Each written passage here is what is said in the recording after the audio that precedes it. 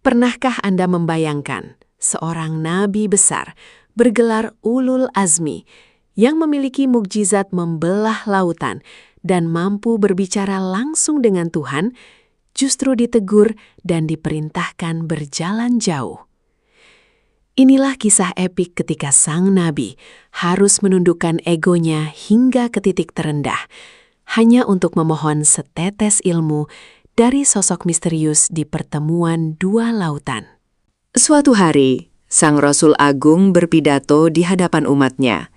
Ketika ditanya siapa manusia paling berilmu di bumi, beliau menjawab bahwa dirinya lah yang paling berilmu. Sang Pencipta pun menegurnya dengan lembut, memberitahukan bahwa ada seorang hamba di pertemuan dua lautan yang memiliki ilmu khusus yang tidak dimiliki oleh Sang Rasul. Ilmu tersebut datang langsung dari sisi Tuhan, yang kita kenal sebagai ilmu laduni. Tanpa keraguan sedikitpun, sang Rasul besar itu segera mengemas perbekalannya. Ia menanggalkan statusnya sebagai pemimpin besar dan mengajak murid setianya untuk memulai perjalanan panjang sebagai musafir. Tanda yang diberikan dari langit sangatlah unik. Mereka harus membawa seekor ikan mati di dalam keranjang, dan di mana ikan itu hidup kembali dan menghilang, disitulah sang hamba misterius itu berada. Perjalanan itu bukanlah perjalanan yang mudah.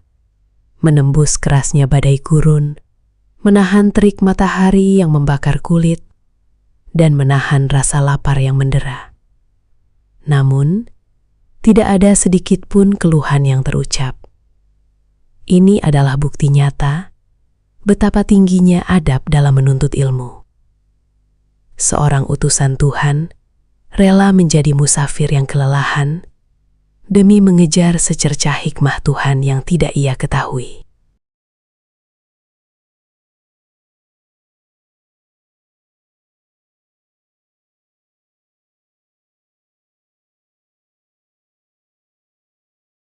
Setelah sekian lama berjalan, kelelahan yang amat sangat akhirnya memaksa mereka untuk beristirahat.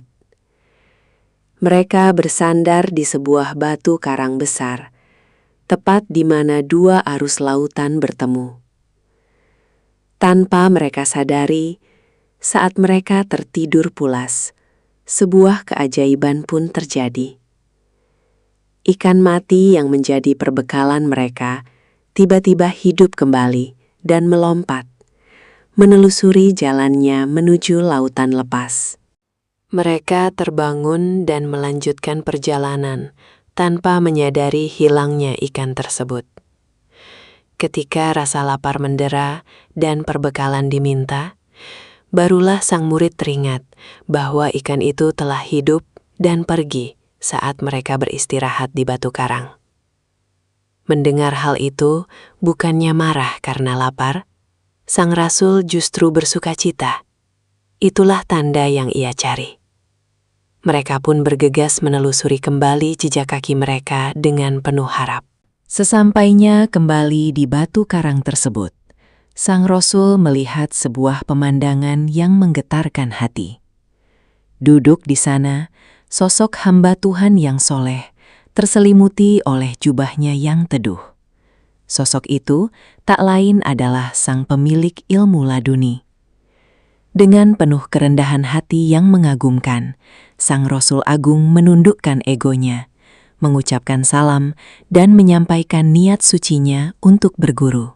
Sang Rasul memohon dengan sangat santun, meminta izin untuk mengikuti langkah sang guru agar dapat mempelajari kebenaran rahasia.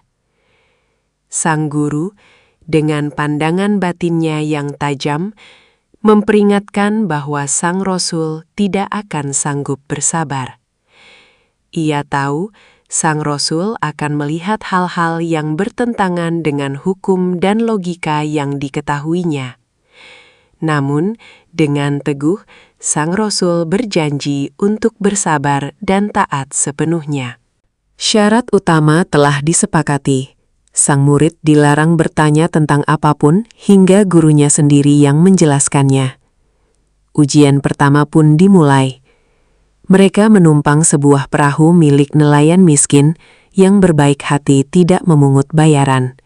Namun, di tengah lautan luas, sang guru justru melubangi dan merusak perahu yang mereka tumpangi, membahayakan semua orang di dalamnya. Melihat kebaikan para nelayan dibalas dengan pengerusakan, naluri keadilan sang rasul meronta. Ia memprotes keras tindakan tersebut, mengkhawatirkan keselamatan para penumpang. Sang guru pun menoleh dengan tenang, mengingatkan akan janji yang telah diucapkan. Teringat akan posisinya sebagai murid, sang rasul segera meminta maaf atas kelupaannya, memohon agar tidak dihukum karena ketidaksengajaan itu. Perjalanan berlanjut menyusuri daratan. Ujian kedua datang dengan sangat mengejutkan dan menguras emosi yang lebih dalam. Mereka berpapasan dengan seorang anak muda di jalan. Tanpa alasan yang tampak oleh mata lahiriah, sang guru mengambil tindakan ekstrim yang mengakhiri hidup pemuda tersebut. Sebuah tindakan yang dalam hukum manusia manapun adalah sebuah kejahatan besar yang tidak dapat dibenarkan. Kali ini, logika syariat dan rasa kemanusiaan sang rasul benar-benar terguncang hebat. Ia tidak bisa lagi menahan lisannya. Dengan nada yang lebih keras dari sebelumnya, ia mempertanyakan bagaimana mungkin jiwa yang tidak berdosa dihilangkan nyawanya begitu saja. Protes keras ini kembali dijawab oleh teguran yang lebih tegas dari sang guru, mengingatkan bahwa sang murid memang tidak akan pernah mampu bersabar. Setelah kembali tertunduk malu dan meminta maaf, sang rasul memohon satu kesempatan terakhir. Mereka tiba di sebuah desa dan meminta makanan kepada penduduk setempat karena sangat kelaparan, namun ditolak dengan kasar dan angkuh. Anehnya, ketika sang guru melihat sebuah tembok tua yang hampir runtuh di desa pelit itu, ia malah turun tangan, membuang tenaganya, memperbaiki tembok itu hingga tegak kembali, tanpa imbalan. Rasa lelah, lapar, dan penolakan warga membuat akal sang rasul kembali mempertanyakan keadaan. Ia berkata bahwa setidaknya sang guru bisa meminta upah atas perbaikan tembok itu, agar mereka bisa sekadar membeli makanan. Mendengar ucapan ini, sang guru pun menghentikan pekerjaannya. Inilah batas akhirnya. Waktu perpisahan antara dua utusan Tuhan itu akhirnya benar-benar tiba. Sebelum berpisah, sang guru menyingkap rahasia di balik semua perbuatannya. Perahu dirusak agar tak disita oleh Raja Lalim. Pemuda itu diwafatkan karena kelak ia akan memaksa orang tuanya murtad. Dan tembok diperbaiki untuk melindungi harta dua anak yatim peninggalan ayah yang soleh. Sang rasul tertegun menangis. Ia menyadari sepenuhnya bahwa ilmu Tuhan amatlah luas, melampaui segala logika, dan di atas orang yang berilmu selalu ada yang maha mengetahui.